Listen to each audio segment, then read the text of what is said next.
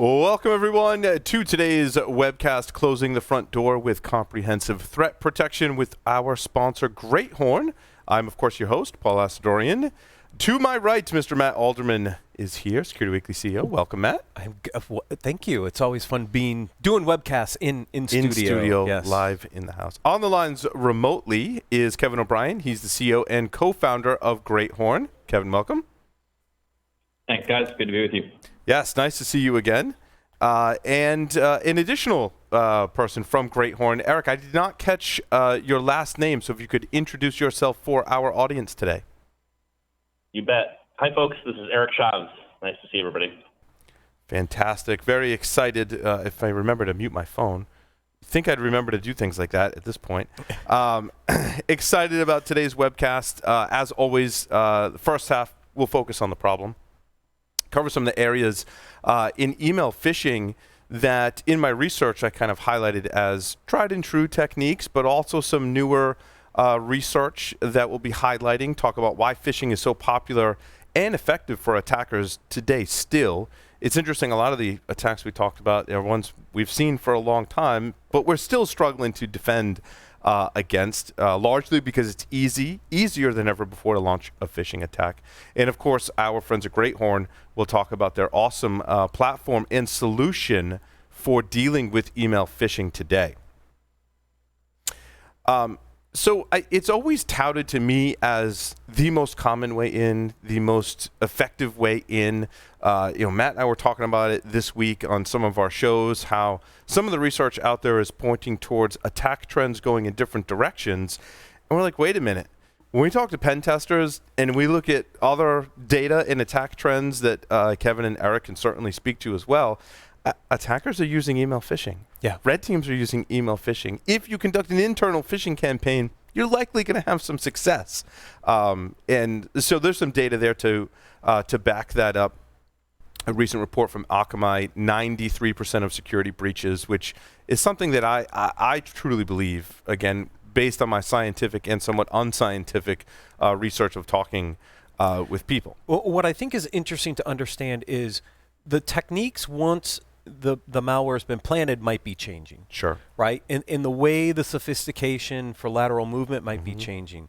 But I think what's important is the front door is still through the phishing attack, right? Yes. That's planting the initial piece of malware that is then being used and is more advanced, I get it, to do the lateral movement and do the rest. But if we don't lock the front door, right, then it doesn't. Keeping up with this stuff is great, except for we're just going to have more and more of it coming in, and potentially even more and more advanced components of that, which means we're always trying to play catch up. If we could actually shut the front door a little bit, it'd make it a lot easier to deal with a lot of these attacks. And some of the challenges there, and Kevin, I believe you've highlighted some of these points on previous shows. Email gateway protection is, I called it messy architecture, right? Having been there, I lived through, some of the implementations of email gateway architecture, and also false negatives are pretty rampant in that space. User awareness and training, I don't want to say it's a waste of time, right? There are some that I think really fall in that camp of waste of time. My whole thing is it's not effective enough by itself, and not effective enough to really protect your organization against all of the threats coming in through email phishing. And as Matt just articulated, endpoint protection and the things that come after that are too late. Malware's already landed on your system. Yeah. So look, 2 points that I just jump in on that because you did just lay that groundwork in the right way. Number one, if you're evaluating email security with respect to false positives and false negatives, I'm going to plant this seed and maybe we'll come back to it in a few minutes. You're using the language that was given to you by vendors 20 years ago. Yeah. And that's not true if you're thinking endpoint, right? We actually can articulate the differences between those two things with respect to a binary question, is this malware? But email security needs to be thought about differently, and nobody's really done that for 2.5 decades. Point number two, your cloud email account, if you're running Office 365, if you're running G Suite, it's not just email. It's your set of credentials for getting to take an O365 tenant, SharePoint, Teams, probably the login for your HR system. if you're not using an MFA solution or IAM solution, it probably gets access to a whole bunch of internal resources that you might not think about as being part of the email security space. But the reason that attackers and red teams go after email is because that is the gateway, forgive the pun, into everything else inside of the typical organization. It's a high value asset that we don't often look at it like that, Kevin. It's a fantastic point. Because you get the creds, you can get into other systems that use those same creds. Right. Now you have access to more. And Kevin, you have some more stats to back this up. I know you're very good at identifying stats that make sense and are actually based in facts and not just opinion. So I'll turn it over to you to talk about some of those. Yeah, look, so we ran an email security survey and polled thousands of people across, all the places that you can collect information security professionals, the Black Hats, the DEF CONs, the RSAs. And then we do a follow-up survey about halfway through the year. And nearly a quarter of all of the people whom are surveyed report that within that quarter, they had a breach related to an email-borne attack. Think what that means, right? Think about how widespread that problem is. A moment ago, you had a stat on the slide. I think yours was the IC3 83% stat, and recent research indicates that number has grown to about 90%, citing Akamai's work on the same space. You don't need to go read a breach investigation report if you're in the industry to know that you are getting hammered with email security risk. Didn't start the company because I thought it was just a good marketing opportunity. It is the number one cause, as evidenced by the fact that you can poll a couple thousand people and get 1 in 4, practically, who say, I have had a breach that has come from this. And what's useful when, as I think a lot of your audience, CISO, CIO, security architect, security practitioner, and I come from this world, you go and say, look, we need to do something about it. And there's an ROI question. And we'll talk more in a moment about training versus something different. But those stats are, without argument, going to make the case that with $26 billion lost over the last 6 years, the cost of an average breach going up, email being hyper-connected to all of the assets that get stolen, and the 6-year stat that we have on the slide here showing that 26 billion is just the 26 billion as a result of one small subset of the email security space, business email compromise. That is impersonation of an executive or trusted resource to get someone to give away credentials or take action such as wiring money out, or has happened years ago now to a large storage provider, but was one of the first wide-scale BEC attacks, send the W-2s for every employee with all of that PII to an attacker. It's hard not to say we're going to make an investment as an organization at scale in an email security approach that isn't just more of the same, that isn't what we've done for the last 25 years. Because, my view and that of many practitioners, I think, year 26 isn't going to look a whole lot different from years 1 through 25. And so we know that for a market that has existed, the first gateway-based approach, the first traditional approach to email security was put to market 25 years ago. These stats kind of say it's not working. Yeah, I agree. And it's interesting, more kind of unscientific evidence when I tell folks about the topics that we're talking about in the webcast and some of the research that we're doing. Everyone has a story. Yeah, I worked for an organization. Yes, I saw this presentation. Yes, I clicked on the link myself, Yes, I deployed one of those solutions. Right? And so it's definitely we can corroborate the story.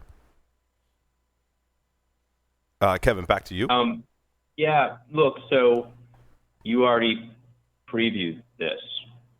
There are some big financial transactions that have occurred in the last couple of years around the security awareness and training market. Companies that have started down the path of building what we now think of as what on this slide is referenced as computer-based training, is known as security awareness training or phishing simulation training. Those are if you just look at what it looks like here from millions spent, you're coming up on $1 billion market.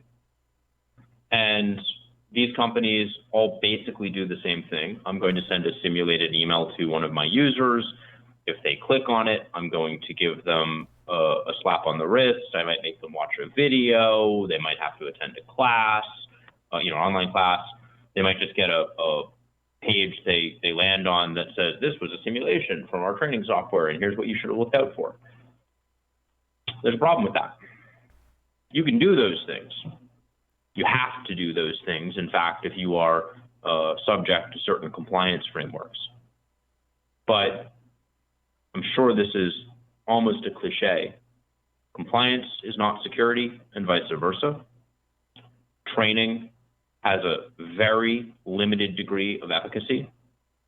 Depending upon what market you're in, which is the study on the right-hand side, and this is Verizon DBIR research, it's not vendor research. The simulation click-through rates in 2018 for a market that has existed for 6 years. So if you think about the slide I had a moment ago, we talk about the billions of dollars lost over the last 6 years. Training as a market, been around for at least 6 years. These numbers aren't moving. If you're in the education market, you're in bad shape because 5% of your users are going to click on phishing links no matter what you do, how much you train. If you're in the FinServ or retail side, where you have access to credit card data or financial data, you're still dealing with 1 or 2% of all of your users falling for this. And that sounds low until you realize that $1.2 billion have been spent on the training and awareness market, and the net reduction in phishing click-through rates over that same period, 1%. It's statistically insignificant. And there are reasons why it doesn't work, but it's a little frustrating to see marketing and companies talking about results so divorced from reality, which is we still have a problem. The breach rates show it, the loss rates financially show it, the click-through rates show it. You don't solve a technical problem with email security by chastising end users. Agreed. Also, the deck isn't stacked in your favor as a defender. The attackers can send email all day long. All day. All it takes is one user to click on one link or download one attachment in one email, and that could result in potentially millions of dollars of loss to your company. And that was something else I was kind of thinking about in preparation for the webcast, was just how the odds are not in your favor in this particular case. Certainly, and you're going to walk us through why, I think. Yeah, too. and so it got me, thinking about why is it easy to fish? Why is it easy to fish today? And I got thinking about, well, how much easier or difficult is it to construct a fish? And if we look at the basic process, right, I need to first, maybe as the attacker, understand the email address schema. And I can tell you, it's even easier today than it was 15 years ago, right? We need to learn a little about the target. Well, heck, that's a lot easier too. And then we maybe need to understand something about the target's associates or their perspective in their environment in order to construct a successful phishing attack. And a lot of this research comes from, so what I did was, knowing what I know about the best attackers today, many of them run companies that are, they're friends of mine, and I went to their research specifically because they're people who I trust that have presented this because they've done it successfully for a lot of large organizations. So Black Hills Information Security, many of our listeners are familiar with them. Some of this comes from one of their webcasts on how to construct successful phishing attacks. Goes even deeper than, a lot deeper than I'll go through here, and even targeting some of the user's personal information as well. So I said, well, how are the folks that do this for a living today as red teams understanding the email schema? It turns out, like, I was expecting something more deep and technical and cool and sexy, But really, you just got to go to a website.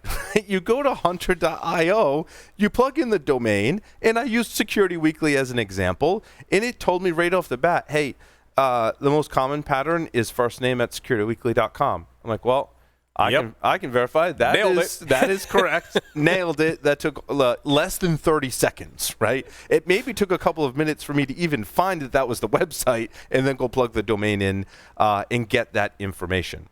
And this is pretty standard. I found this in multiple pieces of research, that this is the site that folks are using.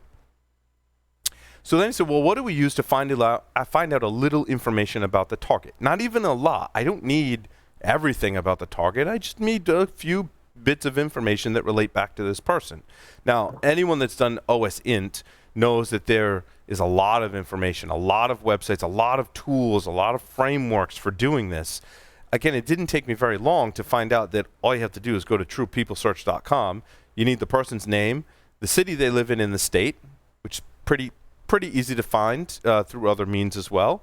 And that pulls up a report, completely free, gives you their phone numbers and email addresses. Now, the staggering thing for me, when I look at my own information, and everyone is probably plugging this URL into their browsers now, checking themselves and their friends and relatives, right? And that's totally fine. You'll find some of the information is outdated. And, one of our Security Weekly hosts was like, well, that information's outdated. I said, it doesn't matter. I can still use it to construct a phish. I can say, hey, this was your email address on that platform. It's still being used today. In order to reclaim this or remediate this issue, please click this link, right? And that's just one scenario that I can come up with on the fly. Attackers have conceivably all the time in the world to think about how they can use this information to construct a phish, which again is very accessible on the internet. Now we need to collect a little information about the target. And again, I was expecting that there were special Python libraries that exist in people's GitHubs that use the key, that use some super secret method to go scrape LinkedIn. And what I found, both in my research on the web and actually speaking with some of the folks that are doing red teaming and phishing engagements today, is largely they just use Google. Because if I create a LinkedIn account and I visit someone's profile, they're going to see that I've done that. Google basically indexes the public information, lets you anonymously query it. I don't even need some fancy API script to Google. Again, they've built that and they use that to help automate this process. But I just plugged in this Google search that you can see here on this slide. I plugged in Security Weekly as the organization, and those are all people that work here today. So now I know the email address schema. I know a little bit about my target. And I know some of the folks that work with my target. I also know their titles, their names, and their email addresses as well. I've got everything I need at this point. This process maybe took me 5 minutes, 10 minutes with a little bit of research to figure out this is what I need to do.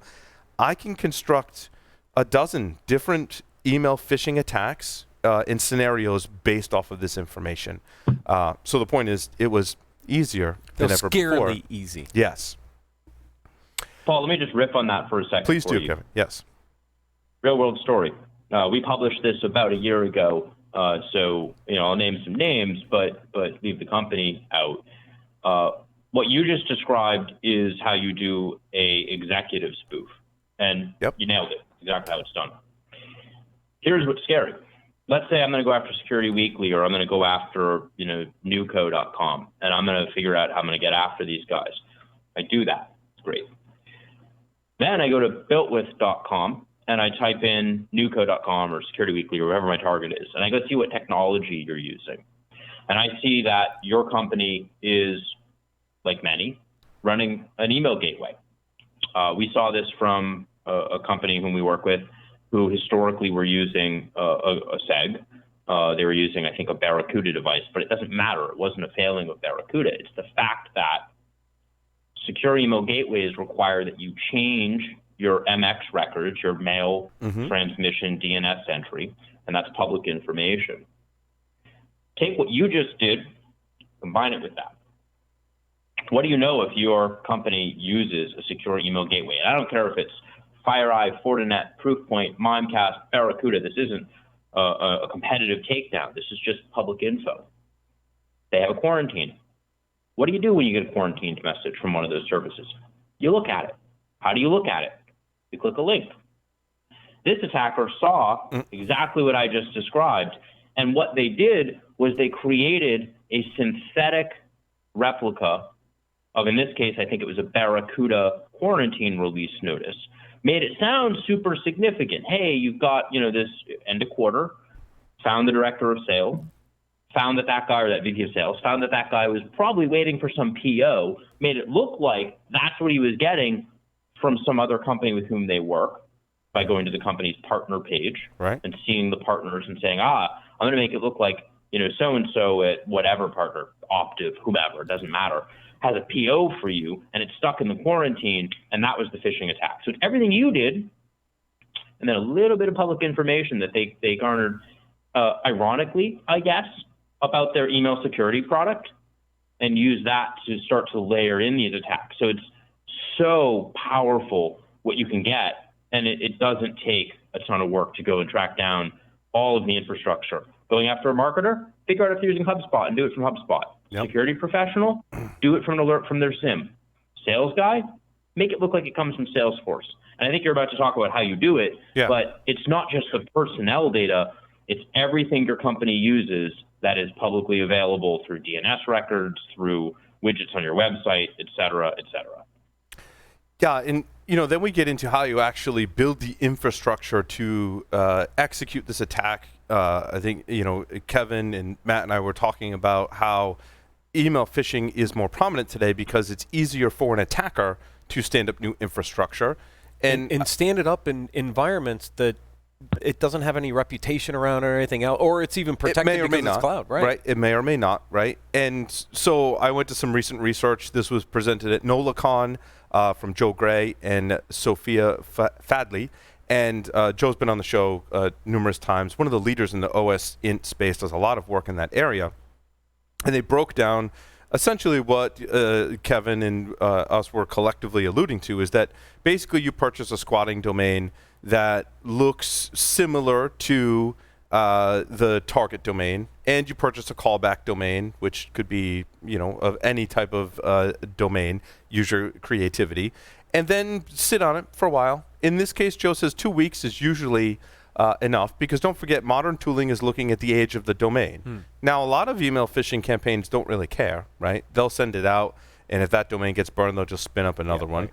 But if it's a more targeted attack, as Kevin was speaking about earlier, then they may wait. And you may buy up a bunch of these and sit on them for a while, right? A lot of red teams actually had to start doing this a while back. It's just kind of build up a collection of domains, or dip into their collection of domains that a lot of us have had because we've been exposed to the internet for the better part of 15 years. We all went through the .com era. Yeah. And start using these. And what Joe says, he actually reuses some of these because they don't necessarily get blacklisted, or they get blacklisted and they get taken off the list, right?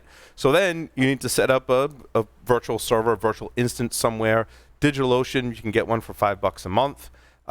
And what Joe said too is, he said, look, I build an image, right? And that's the image that I always use. It's pre-built with all the tools. I just replicate that. I deploy that every time to a new VPS. And all my stuff is configured for that. They use a Let's Encrypt free SSL certificate, right? I mean, you could script this. I mean, we talk about cloud and DevOps, right? Essentially, the attackers use the same process to just script this and create the fake infrastructure. And then they will host this squatting domain on something like a G Suite or an Azure. That's because G Suite and Azure will use their mail gateways that are all set up to do all of the security protocols and checking and controls that we all look for to say it's a valid email. Great presentation. He goes through some of the nuances with SPF, DKIM, and DMARC, and explains those in detail. I'll save that. You can go watch their presentation. It was actually really good. So, this whole process doesn't take very long, especially if you've pre-bought the domains and you're already sitting on them. And it costs you like $25. Yeah, or however long you need to run the campaign for. It's like $25 a month, I guess, is kind of what it boiled down to for him. There's some nominal costs. And Joe describes it as basically for around $25, you can construct this fish. And when we're talking about the attack resulting in millions of dollars lost, it's a great return on investment for the attacker, unfortunately for us. Yeah. And so then I started looking at some of the other recent research in email phishing. And if you don't want to build it yourself, what if you were to go to the dark web and buy it? Now, a lot of us obviously doing red teams, we're not going to go down this path. But when it's an actual attacker, not a red team or an ethical hacker that we've contracted, they're going to be at varying levels of skill sets. And even if they don't have the skill set to do what we talked about on the previous slide, which is not all that high level of skill, maybe you want to buy them. Turns out, research that was presented at DerbyCon by Josh Rickard showed that it was about $70 to buy a phishing kit from the dark web. Now, you get some little added bonuses in that $70 kit in the terms of the folks that created it and sold it to you build a back door, so they get all the credentials that you've collected during your phishing exercise, which not so good for the attacker who's buying the kit, maybe good for the one that's selling the kit. They're mostly written in PHP, and what was kind of interesting is Josh's research turned towards identifying the phishing kit that was used to come after you, and because the attackers have poor OPSEC, you're able to dip into their phishing kit and basically like visit the website that they set up their phishing kit and traverse the directory and download all of their logs and source code, and has published some open source things to allow you to do that, which is really cool. But also understand that when attackers are setting out to phish you, it's as easy as spending $70, and your information is not going to just one attacker, but potentially two groups. At least two. At least two groups of attackers. And then in my research, I wanted to find, and luckily I did, some more advanced phishing techniques. And because some of the pen testers that we talk to are like, there is a percentage of organizations that have really tried to mitigate this threat. They've spent a lot of time and money to protect against this threat. The stakes are high. They put effort into it. It turns out that can also be circumvented. And this was a really interesting article published by TrustedSec where they broke it down step by step. Anyone on the internet can go read this. It's public information as to how to construct this threat. And basically what they said is a feature of Microsoft Azure, that is Azure Information Protection. It encrypts the email attachment and verifies the sender's identity using Active Directory. And I think a lot of us as security professionals have thought, if we were only to all use PGP, we might be able to mitigate the email phishing threat. As many of us know, PGP is not the easiest thing to set up. And this was very similar to what the protections that we get with using PGP, except it's integrating it into the Azure infrastructure. So when attackers, they register that domain, but instead of a G Suite account, they register as an Azure account. They implement this AIP feature, and it basically allows you to send a validated email. In other words, I know it's coming from this source. I know it's going to this trusted destination, and it pulls the key from Active Directory to encrypt the attachment. The interesting thing is if that attachment is intercepted, we talked about email gateway protection that will also strip that attachment off. You can put it in VirusTotal, you can analyze it, you can do whatever you want with it. It's encrypted with a key that only the recipient can open that attachment with. The attack is inside of this attachment. And so not only does it look valid, it bypasses many or almost all of the traditional defenses out there, and basically uses good technology to ensure that the bad stuff gets to your destination. Really cool piece of research. You can go read the article in more detail at trustedsec.com. Something we've already talked about in this discussion as well is the impacts of phishing, right? We've all heard the stories. Kevin shared stories as well along these lines. This presenter, Stephen Becker, was presenting at B-Sides Charm, talking about not just the stories, right, but the impacts of that phishing. The phishing attack was going after employees' direct deposit transfers was one of his examples. And Stephen focused on the human impacts of that, the repercussions of these successful when your paycheck phishes. Doesn't end up in your account, it went somewhere else. Yeah. In similar stories that Kevin's told before on the show, that it was that manual step, that one little step in the process that HR has to physically pick up the phone and call the employee to verify that they want that changed. That was the only thing that caught it. And thankfully, I think organizations do the forensics and look at that and go, that was the only thing that caught it. Mm-hmm. All of our other people, processes, or other processes and technology missed this entire attack. Yeah. And we need to get better at building in other levels of defense. And Stephen was really impacted by this, and I think what prompted him to give the presentation, he's like, I was a security person, and folks were calling me up crying. They were changing their bank accounts, and some went through the lengths of changing their social security number, which, quite frankly, I didn't realize you could actually do. Apparently you can, and it's not an easy process to go do that. Well, because the bureaucracy at the Social Security Administration is not easy to navigate. Exactly. And Kevin, I think you have a similar story with a wire transfer. Same thing, right? Same thing. Where wire transfer was about ready to go through, but there was a manual step in the process to validate that stopped that wire transfer from actually happening.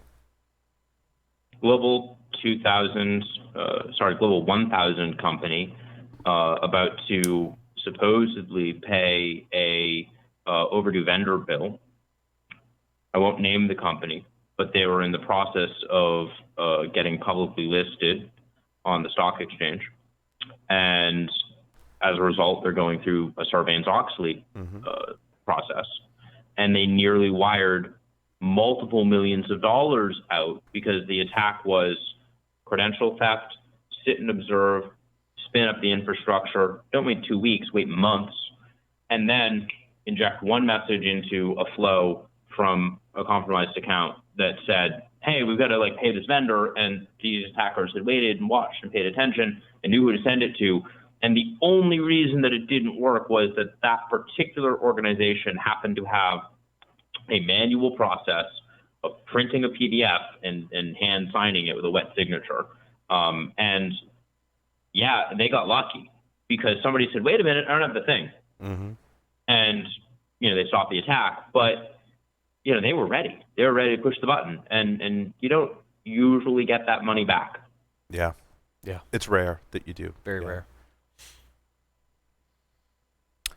So over to Kevin and Eric to continue with a few more slides and then show a demo as to how we actually stop these phishing attacks and what are some better approaches. Yeah, I think that's great. And I'll take the ball for a minute, but I'm looking forward to handing it over to Eric. So it's a minute of introduction, right? Eric is one of our solution architects, and Eric and I have had the opportunity to work together at previous companies and been in the security space for a long time. So Eric's on the front lines, right? He is what I just described as a story, the guy who's seeing this and working with companies all day long. But before we get into a demo and maybe make it real and talk about how we do this, I'm going to use my background, which is a little bit of cybersecurity and maybe wax a little philosophical because that's what I come from. I have a philosophy degree, not a computer science degree. So let me talk about why. Why is phishing so tough? Why is it that I decided to walk away from my last couple of companies and do something in the email security space? The first part of that answer is that everything you just saw is low-hanging fruit. It's really easy for an attacker to combine the kind of intelligence and DevOps, I guess, we're using as sort of the way of talking about it, but it's really just infrastructure as code to rapidly spin up what they need from a framework perspective to execute an attack and combine it with the fundamental set of insecurities that are presented through email as a system. Email is venerable. It's almost 50 years old, but it's vulnerable. And the most trivial example of this, right? Grab a Linux box, grab an Ubuntu install, open up SendGrid, SendMail, Telnet to it, do your hello, and then just start writing mail headers. You can change the display name, you can change the from address, you can do whatever you want to do, and there's nothing validating it at the MTA level. And a sophisticated attack will do a heck of a lot more, right? You talked about registering a G Suite address using the SPF DKIM and DMARC of Google to make sure that your mail is deliverable. doing a Let's Encrypt SSL cert. Great, we can do all that. But the fact is, email itself is just broken. And it's not broken when you think about what it was meant to be. It was meant to be a way for academics to exchange mail on a timeshare system on a campus somewhere. And Kevin, does it have its roots in really that open ARPANET when the first universities were connected, right? Where basically everything was open because they wanted it that way. They designed it that way. Well, it is in some ways, right? And I say this now as a guy who believes so strongly in open source and open standards. One of the last bastions of real open internet communication flow, we mostly all pay for our email or sell our data, implicitly to get access to our email because we have Gmail accounts or G Suite accounts or 365 accounts. Yep. But you can still grab a couple of boxes and do it on a FreeBSD or Linux install and set up your own MTA, your own MUA, do the work around reverse DNS to make sure that your mail is going to flow through correctly on a server. And you can run this stuff. It is an open standard. It's elegant in a lot of ways. But yeah, you put your finger on it. It is a communication medium that is not designed to be secure. Everything that people do to bolt security on top of it is effectively a bolt-on. It's not a fundamental.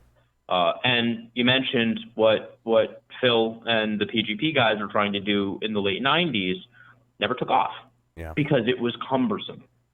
So when we think about these phishing tactics, and the slide is up, and I won't read it. You just went through the real world sort of replication of how this is done. It is almost impossible for a human being to do the things on the right-hand side.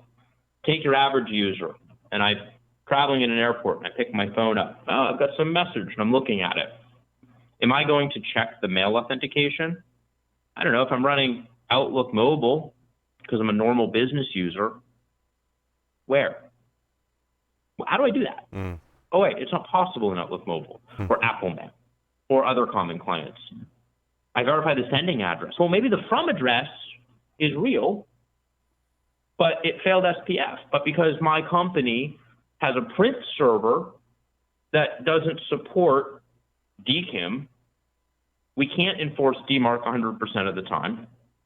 And so some mail that fails SPF or is misaligned and passes SPF but for the wrong domain and has a DKIM signature coming from a different domain, and the DMARC failure isn't authoritative because we have some old infrastructure somewhere. And by the way, that's every company. I can't rely on whether the from address is right. I can't see the auth to begin with.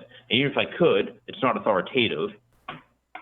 I'm a normal human being. I don't go and look at the X originating IP or the full chain of received headers in reverse order on every message that I get and determine if that IP address is commonly associated with that particular sender. Right. And my training that I got from whatever product was sold to my CISO 2 years ago and annoys me on a monthly basis when I am being sent what looks like a real message and then I have to go watch some video, tells me not to click and to hover my mouse cursor, but it's 2019 and I'm sitting in an airport and I'm busy and, oh, wait, I don't have a mouse because it's a phone.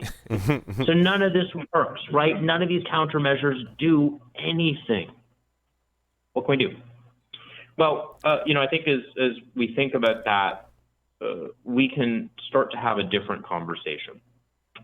We push that slide forward, I think we get at this concept that we are not in a spot as an industry where we can buy a piece of software and solve the email security problem.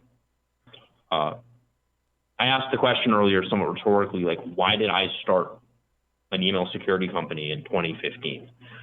A lot of folks who I know, Eric included, right? People whom I've worked with over the last couple of decades, nobody was interested in working with me. Everyone thought it was kind of a dead, boring space. But here's the thing. email security as a market is broken because it is a model that was trying to provide you with a silver bullet, a solution that's just not possible to buy. So that slide, that background, I'm a Boston guy. You guys, I think, are down in Rhode Island. So you're almost Boston guys. There are a couple of tea stops in Boston that have that picture with some plaques on them down by Faneuil. That's not Dresden after the fire bombings. It's not Nagasaki or Hiroshima. That's Boston, Massachusetts.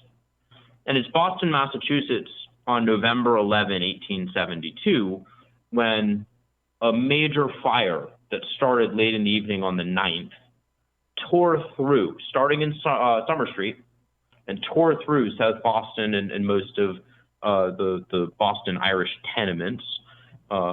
I'm Boston Irish, right? So this is family history to some degree. My great-grandfather was a mason working on the cobblestones in Faneuil Hall. So you can go back in our history and see how this impacted so many people in the city, because 776 buildings burned in an 11-hour period. 64 acres of urban Boston were leveled. And I'm going somewhere with this. Stick with me for a minute. Imagine that on November 12, somebody came out and said, this is terrible. We need to eliminate fire. What? Right? Like, you can't do that. You can't address that problem by just saying, here's the bad thing, let's just take it away. No, we recognize there were some root causes. There were some reasons why these things happened. And this isn't a webcast about the Boston Fire of 1872, but just briefly, if you're interested, part of the problem was that buildings were balloon framed. That is, they had interior structures made of wood and frames on the windows made of wood. So the fire jumped building to building to building incredibly quickly. We don't build buildings like that anymore. We use steel beams instead of wood beams when we're constructing commercial or urban buildings. We use concrete and fire retardant materials. You couldn't do this in the 19th century. There's a technological infrastructural change that helps us become more resilient to that kind of thing. You couldn't just drive a fire truck up to whatever Summer Street and hook it up to the fire hydrant and put a hose on it, because it's the 19th century. Indoor plumbing, although we invented it during the Roman Empire, already didn't exist in the tenements of Boston in 1872. So how did you get water to a fire? You put it on a cart in a 200 or 300 gallon barrel, and you hooked up a team of horses. That's not great to begin with. And in the fall of 1872, there's an equine flu. Most of the horses in Boston are sick or dead. So you can't get water to the fire. You don't have the fundamentals in place. And even if you did, most of the firefighting force to deal with fire of this magnitude are going to call in volunteers who are home in bed. And you can't get to them. You don't have a central fire panel. You don't have a way to scramble professionals and go deal with this. No, look, all of these things are similar to the root causes for the kinds of problems we see on the email security side. We have fundamental infrastructure and architectural deficiencies in the system we're relying on. We don't have the ability to alert users or admins in real time to the kinds of threats that are happening.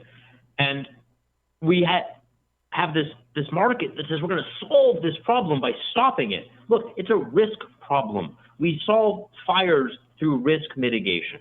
When a fire breaks out in an urban area in 2019, sprinklers go off, smoke detectors chime, you get a fire panel, people show up, they go right to the fire, they put it out. A floor might burn in a worst case scenario, but it's rare that you see 64 acres of an urban environment burn.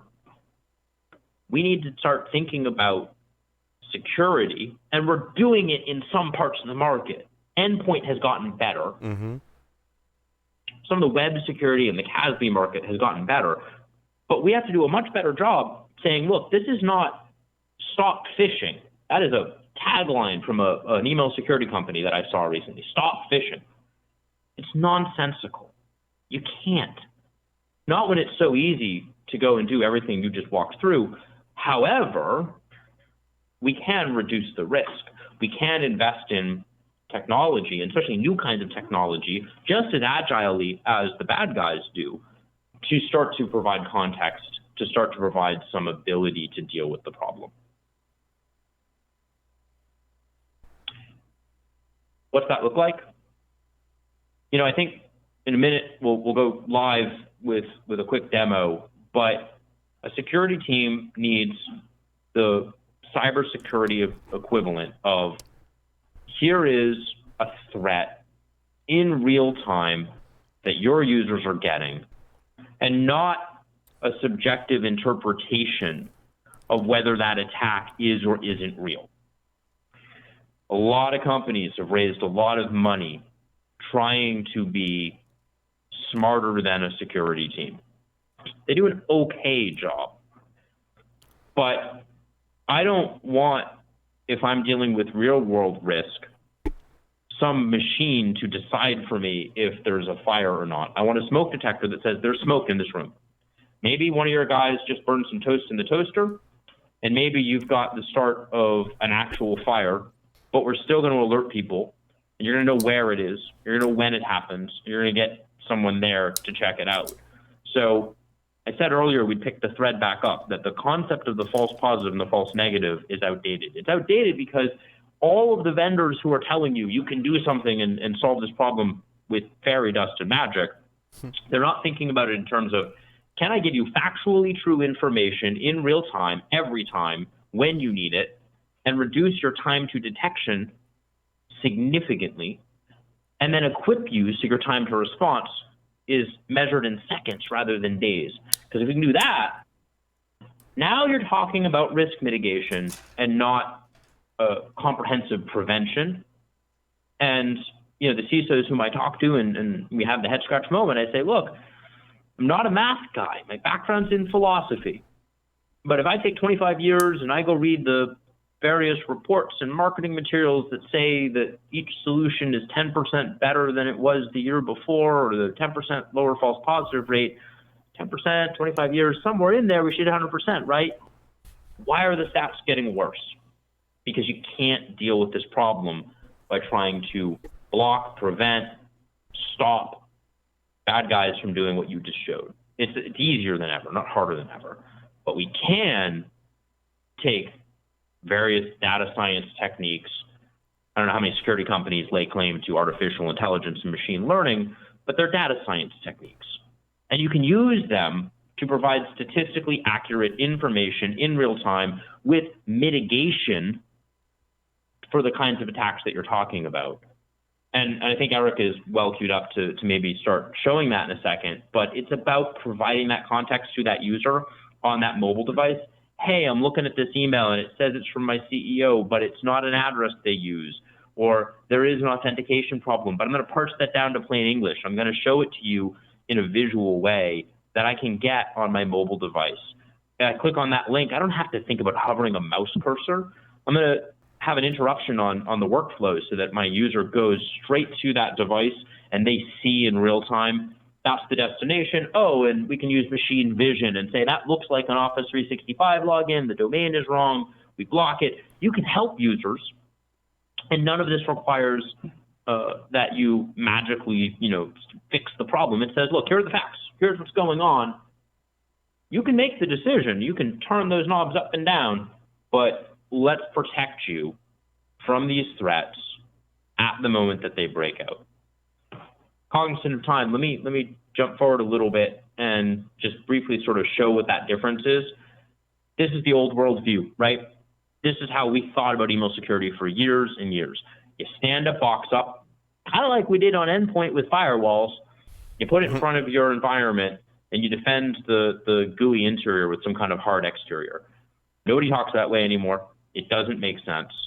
And the problem is, when something comes in and you have a perimeter security model like email has always tried to do, once it's past that perimeter, you have a blind spot. And that mail will flow into your environment and reach your users, and you will have a foundational risk because you don't know what happens. What if I deploy that phishing kit that I bought on the dark web because I'm a semi-sophisticated attacker, and I do it 2 hours after I send the attack and the message went through and I compromised a WordPress environment and then did a CNAME redirect to make it look like a domain lookalike?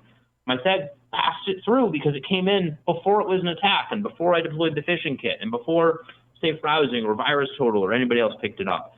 And that is one of those areas where you don't just want a perimeter security tool. In fact, you don't really want a perimeter security tool at all. Instead, what you want is a modern architecture that says when this attack occurs, you have comprehensive analytics, automated protection for the stuff that you can catch at the moment it's delivered, a way of representing risk to a user in real time, and a toolkit, the fire hose hooked up to the fire hydrant, to take that threat when you learn about it and put it out as quickly as possible. Do remediation, not with PowerShell and Python and hours of work, but seconds of a click, 2 clicks, take that entire attack, shut it down, and route it to an automation system so you don't have to ever worry about it again. I think we have a little bit more build on the slide, but I'm going to stop and just jump ahead and let Eric take over, and let's look at it in the real world and maybe wrap up with some Q&A. Perfect. Thanks, Kevin. And I'm going to go ahead and share my screen here, and we will go into kind of a sample environment. So you're looking at an inbox here that a user would typically look at. They may be looking at this information through a web portal and engaging with their email through this web portal. They may be on their mobile device. But these are the types of threats that we're starting to see this day, right? Again, those targeted attacks that we spoke about. Hey, just have a quick task for you, reaching out. It's posing as one of your superiors, perhaps, and it looks like it might be authentic. No links in there per se. There's no attachments. It's just saying, hey, I just have a quick ask for you. Really what that is almost like a proof of concept for the bad guys, right? They're going to splash this out to a few people in the organization. Let's see who kind of takes the bait and responds. Then I know I can go ahead and build my more advanced attack, right? And maybe target them a little bit more specifically based on some of the things that we talked about earlier, right? Malicious links are getting through. The interesting things with these is that with regard to a gateway, they may come in clean, right? They may be inspected by the gateway, but then downstream they get weaponized, and that's when there's an issue. If you have continuous access to that email via an API, you can go ahead and re-inspect that. You can also apply link protection capabilities on top of that so that when that link is clicked, at that point of the highest risk, you can go ahead and safeguard the user. These are the types of things that we're starting to see. Again, the transition of financial details, that type of thing. It was interesting. I was talking with a prospective customer earlier this week, and they had mentioned a concern around gift cards, and we talked about that kind of manual intervention or that manual step on the story that Kevin had mentioned. And they specifically said that the executive admin that had gotten the request from the his or her manager had actually walked to the store, had gone to the register, the cashier, and had gotten, I think it was thousands of dollars of gift cards. And the only thing that stopped that from being executed was the cashier kind of looking at that person in the face and saying, "This is weird. People don't usually come in here and ask for this much in gift cards." And that was sort of the moment of clarity when the person stepped back and sort of said, "Wait a second." And that's what stopped it. These attackers are being very authentic looking when they shape their messaging. And Great Horn you authorize access into the G Suite tenant or the Office 365 tenant very simply, very easy. You're able to go ahead and hook in. Many of our customers are up and running in literally minutes. And we have the ability to go ahead and apply several policies in place. They include things like, do we have any domain squatters that are, kind of slightly off, the domain looks very close to our domain, and it might be able to trick the user there. Spoofing that's going on, executive spoofing, or maybe colleague spoofing. Of course, looking at the authentication standards that are presented, malicious attachments, malicious links. Really targeting things around impersonations as well, the business service impersonation. So Kevin mentioned the idea that hackers are going in there and seeing that, oh, you're using a specific CRM. Let me pose a message that actually looks and feels just like that CRM message, notification message, and use that as my vector in because I know you're using it in-house. The bread and butter of Great Horn really is in the details, the analysis that's being done. So when we look at each and every email that comes in, I'm going to an example that highlights this analysis. This is done continuously on each and every email that comes in. So this is Great Horn's disposition, how we look at this email. We have some information that comes in. We know who sent it, whose inbox or mailbox it's sitting in, some high-level detail. But this is how we analyze that, kind of in a quick format here. What's the relationship that we've seen at that sender level and recipient level? So have I ever seen this sender before personally, the recipient of the email? No, I haven't. Has any of my colleagues in my organization seen this before? No, they haven't. Has anybody across the entire Great Horn platform seen this? Because we are in the cloud, we have the ability to go ahead and see millions upon millions of emails that we see throughout the day across our entire customer base. We have the heuristics, we have the telemetry to say, we've never seen this sender, this crazy Gmail account before. So that's sort of the first flag that goes up, right? In our inspection of this, that's something that we're going to say, hey, this doesn't quite smell right, but let's go ahead and dig deeper. Let's take a deeper look at this. Beyond the relationship aspect of it that I just walked through, let's dig into the sender details. Do I see any drift from normal? And what I mean by that is the return path atypical from what is norm? Do I have this information that looks like it's coming from a trusted partner or vendor, but all of a sudden it's coming from some weird, Czech website, for example? Is the IP address atypical from the norm? Again, leaning on a lot of the telemetry and information, the intelligence that we have on the Great Horn platform. So we pull all of this information together and provide that deep analysis so that we can surface this again on each and every email. And that's where I think Kevin referenced, sort of the dials and the knobs you want to tune. And you can basically, based off of your tolerance levels, say, you know what, I want to trigger an event. If I see A, B, and C together, and this looks like it's a suspicious threat that's coming through, I want to trigger an event. And my events that I trigger may be, let's quarantine the message, right? If this is a known malicious link, we're going to get it out of there. Let's remove it from the user's inbox. If there's something that's suspicious and we want to give the user a heads up, let's train them in the moment of risk. We don't want to rely on a hope and a prayer that they remember what they watched in that video 5 months ago. We want to act in that moment that they're engaging with that email. So we'll surface real contextual information in a banner form, right? So this will inform them in a preview. We see this in the actual email itself. We see this just showing kind of a quick image when they're on the run in the parking lot, running late to the meeting, right? When they may be most vulnerable. Before they click on that message, they're getting the heads up. Oh, I got this email. I know Lawrence is is the CFO of the company, but it looks like I need to be cautious before I step into that email and engage. And sure enough, I do my reading. You have the real context that you're reading off of, and being able to go ahead and say, I'm not going to click that link. It doesn't smell right. That's the moment that we engage with the user, and we're making them aware. Lots of other things we can do with remediating things, both automatically, manually, if things do get in-house.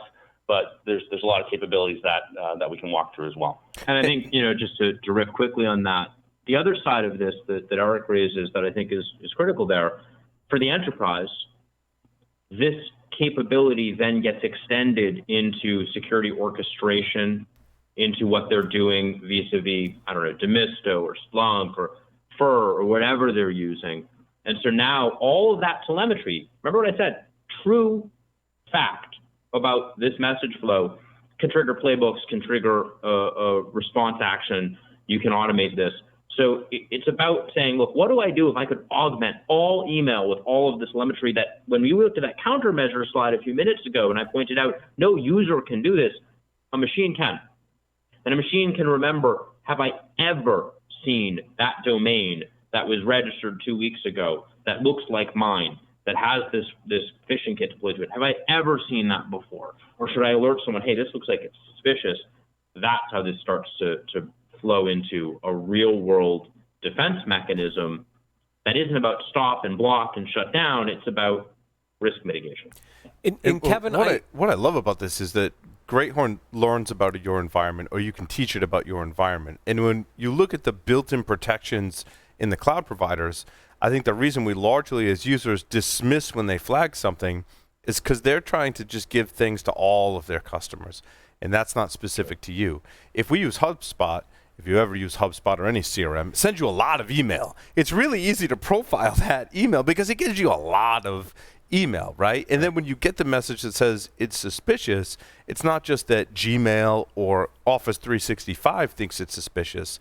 Specific to your organization, Greathorn's telling you this is suspicious. Right. That's what I like. And Kevin, I imagine that part of this integration capability allows you to do some deeper dive forensics, right? So let's think about integration into a SIEM platform for a second where I've seen this malicious email for this user on this specific host.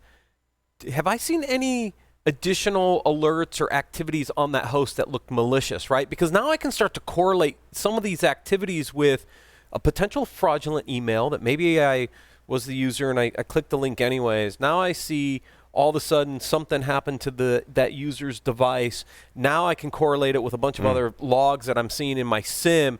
I mean, I assume that's where some of this integration with both the SIEM platforms and the SOAR platforms really become a little more powerful. So you put your finger on it. And what are you not talking about when you're talking about forensics, running an IR playbook, thinking about what happened in your environment over time and looking for risk? You're not talking about false positives or false negatives. I watched two of our competitors who are large publicly traded SEG companies, each issue counter marketing saying X% better, Y% better. And they ran their own little studies and they're going up against each other. Those marketing teams are having a great time. You know who's not having a great time? The CISOs who are saying, I can't effectively protect my organization because I can't go do those things, or I have to go buy something different. So yeah, the real thing that you want, in the same way that I want to be able to do any part of a forensics and incident response approach in the security space, is can you offer me a tangible return on investment, measurable in time to detection, what you just asked about, and time to response?